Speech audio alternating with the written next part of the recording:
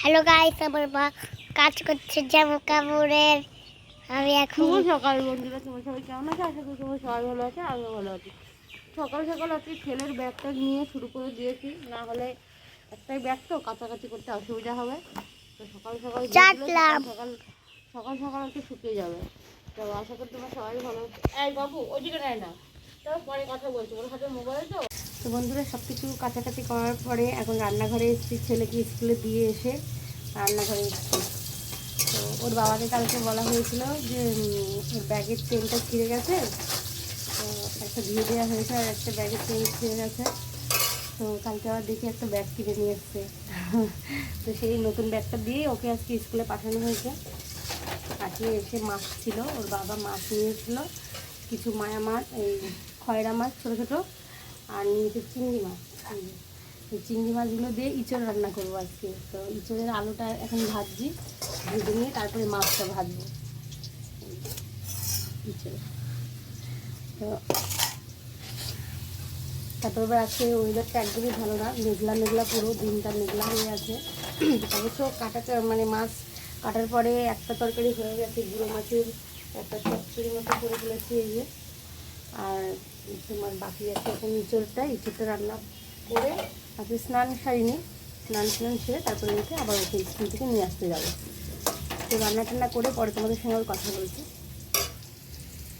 তো বন্ধুরা, কাল হঠাৎই বাবার শরীরটা খুবই খারাপ হয়েছিল, তো সেখানে আবার দৌড়েছিলাম রাত্রে। তো তো আমার আবার মানে আমি যখন আঠা মাখাচ্ছি, যে ওর বাবা বলছে কটা পরোটা করো, পরোটা খাবো, ইঁচড় রান্না করেছি, পরোটা খাবে। তো আমি ঠিক আছে। তো হঠাৎই ফোন এসে দিদি যে মা কান্নাকাটি করছে, বাবার হঠাৎ শরীর খুবই খারাপ, রাস্তার থেকে নাকি বাড়িতে যেতে পারছে না, বাড়িতে নিয়ে গেছে ভ্যানে করে, ঠান্ডা হাত পা। তো তখন আমি আটা না মাখিয়ে দৌড় মেরেছি, শাশুড়িকে বললাম যে আটাটুকু মাখিয়ে ওকে একটু পরোটা করে দিও। তো পরোটা করার পরে এখন এসে দেখি উনি করেছে। তো ওর ছেলেকে আর ওর বাবা খেয়েছে রাত্রেবেলা, আমি সারা রাত বাবার কাছে ছিলাম, বাবার মায়ের কাছে। তো কী বলবো,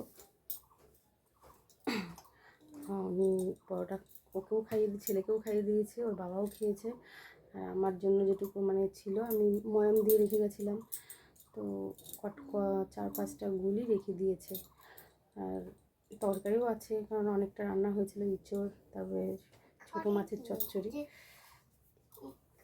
তার জন্য কালকে তোমাদেরকে আর রাত্রিবেলা যেটুকুই দিই সেটুকুই দিতে পারিনি। তো আবার এসে আমি ওকে স্কুলে পাঠালাম না, আবার যাব, গিয়ে দেখি কি হয়। তো এখন রাখছি আপাতত। আমার ভিডিওটা ভালো লাগলে অবশ্যই লাইক, কমেন্ট, শেয়ার আর ছোট্ট করে সাবস্ক্রাইব করে দেবে। আর আমার পাশে প্লিজ তোমরা থেকো। আর কি বলবো, কী বলার আছে কিছু বুঝতে পারছি না। আর যারা নতুন তারা অবশ্যই সাবস্ক্রাইব করে দেবে, আমার পাশে থাকবে। তো আবার বাপের বাড়ি গিয়ে তোমাদের সঙ্গে আবার কথা বলছি, ঠিক আছে? ওখানে গিয়ে প্রথমত হয়তো সকালের কাজটা সম্পূর্ণ করে নিই। তো রাখছি, ভালো থেকো তোমরা সবাই।